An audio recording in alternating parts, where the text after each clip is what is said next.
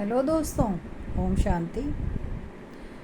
चलिए दोस्तों, अब हम कुछ कहावतें लेंगे जो हमारे परम पिता परमात्मा जब धरती पर आए हैं ना, तो उन्होंने इन कहावतों को मुरलियों में बहुत ज़्यादा इस्तेमाल किया है, जो कि ऑलरेडी ये कहावतें गुरु ग्रंथ साहिब में और अन्य वेदों शास्त्रों में भी लिखी हुई हैं।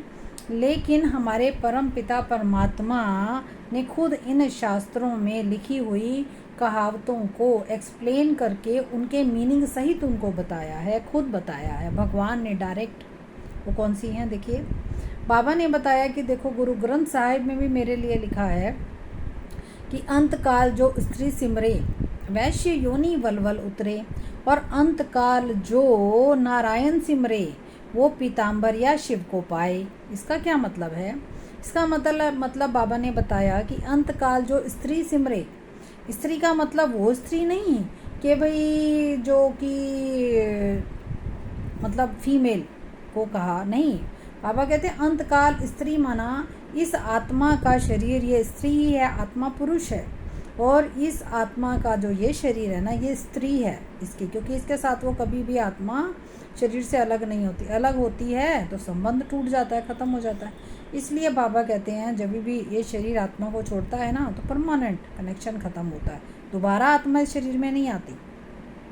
तो इस करके बाबा ने कहा, इसी शरीर के लिए कहा कि जो अंत समय में खुद को याद करे, अपने पारिवारिक रिश्तों को याद करे, अपने संबंधों को याद करे, अपने ही खुद के बारे में याद करे, यानी अंतकाल जो स्त्री सिमरे, यानी जो आत्मा अपने लिए, अपने आप को, अपने संबंधियों को सिमरे, वो वैश्य योनि वलवल उतरे, माना वो आत्मा कभी भी सुख की तरफ नहीं जाती। लेकिन जो अंत में मुझे याद करती है ना, नारायण पिता परमात्मा को, तो वो मुझे पा जाते हैं बच्चे, और सुखों को भी पा जाते हैं। यानी एक पिता को पाना, पिता को याद करके अगर शरीर छोड़ती है आत्मा, तो वो सुखों को पाएगी ही पाएगी। उसके बाद फिर नेक्स्ट कहावत बाबा ने की बताई कि बाबा ने बोली, अंधे की औलाद अंधे और सज्जे की औलाद सज्जे। ये गीता के अंदर है ये कहावत। तो बाबा ने कहा कि देखो, जो इस समय बच्चे मुझसे ज्ञान नहीं ले रहे, यानी कि मेरे कहे अनुसार नहीं चल रहे, तो वो बच्चे हैं, यानी कि वो अपने अंदर गुणों को नहीं भर रहे, तो इसलिए वो बच्चे ब्लाइंड ही रहेंगे, उन्हें कुछ समझ ही नहीं आएगा, तीसरी आंखें नहीं खोल रहे। और सज्जे की औलाद सज्जे, क्योंकि मैं सज्जे, सज्जा माना ऑलवेज जागती जोत हूँ, तो ये बच्चे भी मेरे से कनेक्ट होकर जागती जोत बन जाते हैं, तो हमेशा ही सज्जे माना सजे रहते हैं। उसके बाद फिर बाबा ने कहावत यूज़ की थी मुरली में, अपनी घोट तो नशा चढ़े, यानी कि जो मेरी मुरलियों को खाली पढ़ते नहीं, उनको अपने जीवन में भी लागू करते हैं, तो वो बच्चे ही आगे उनको बहुत बहुत मज़ा आने लगता है, और वो इसी जन्म में मुरलियों के द्वारा ही अपने जीवन को भी इंजॉय करने लग पड़ते हैं। उसके बाद फिर बाबा ने एक कहावत यूज़ की, असंख्य मूरख असंख्य घोर, असंख्य चोर हराम खोर, असंख्य अमरकार जाही जोर। इसका मतलब क्या है? ये भी गुरु ग्रंथ साहिब में लिखी गई कहावत है कि असंख्य मूर्ख अंध घोर, यानी कि जितने भी अगर असंख्य मूर्ख देखने हों, तो वहाँ पे अंध घोर, घोर अंधियारा होगा ही। फिर असंख्य चोर हराम खोर, ऐसे ही जितने भी असंख्य चोर माना आलसी चोर जितने भी होंगे, वो सभी हराम खोर होंगे, जो इस समय पूरे विश्व में हैं।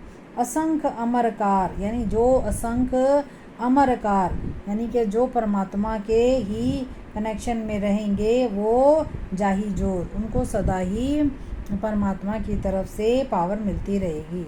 उसके बाद देखो आगे बाबा ने कहावत यूज़ की थी, अम्मा मरे तो भी हलवा खाओ, बीवी मरे तो भी हलवा खाओ।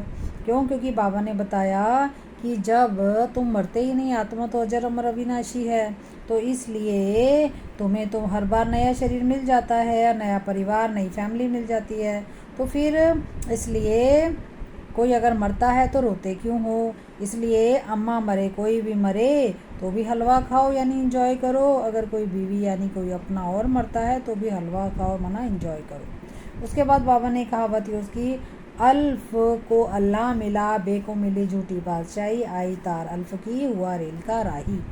ये कहावत ब्रह्मा बाबा ने अपनी पत्नी को लिखी थी जब उनको परमात्मा का साक्षात्कार हुआ था, जिसमें उन्होंने कहा था कि अल्फ अल्फ माना आत्मा, यानी मुझे अल्फ को अल्लाह मिला, भगवान मिल गया, और बे को मिली झूठी बादशाही, इसलिए मैं अपने पार्टनर यानी दूसरे को सारी बादशाही, झूठी बादशाही जो इस दुनिया की थी वो दे दी, मुझे नहीं चाहिए। अब आई तार अल्फ की, यानी मुझे भगवान की तार आ गई है, अब मैं हुआ रेल का राही, अब मैं उनके साथ ही चला।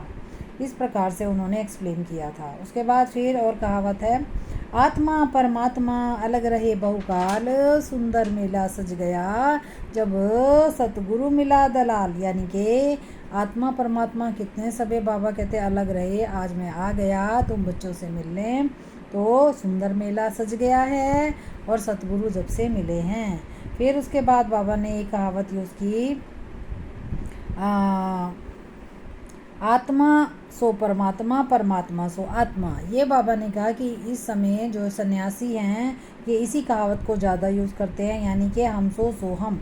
इसमें बाबा ने कहा ये कहावत गलत है कि आत्मा परमात्मा नहीं हो सकती और परमात्मा कभी भी आत्मा नहीं बनता।